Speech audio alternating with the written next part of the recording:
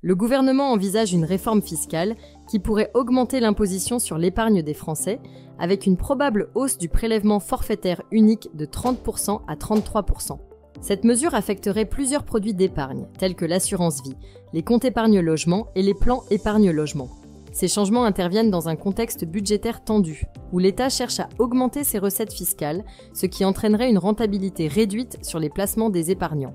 Parallèlement à cette hausse de la fiscalité, les rendements des produits d'épargne réglementés sont en baisse. Le taux du livret A a récemment diminué de 3% à 2,5% et celui du livret d'épargne populaire a chuté à 3,5% en raison du ralentissement de l'inflation. Cette baisse réduit l'attractivité des placements traditionnels, ce qui pousse les épargnants à chercher des alternatives. Pour limiter l'impact de ces évolutions, il est conseillé de diversifier les investissements.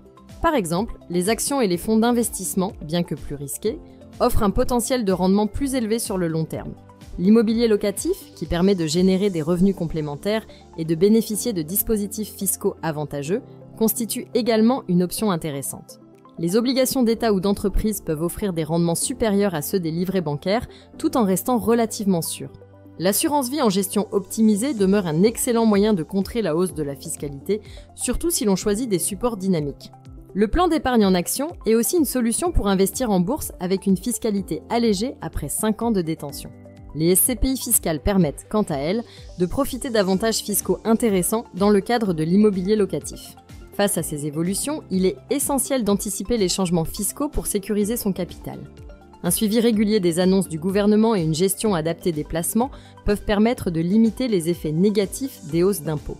Faire appel à un conseiller en gestion de patrimoine peut aussi être une solution pour optimiser ses investissements en fonction de son profil et de ses objectifs. Si la vidéo d'aujourd'hui vous a plu, n'oubliez pas de vous abonner pour ne pas manquer nos prochaines vidéos.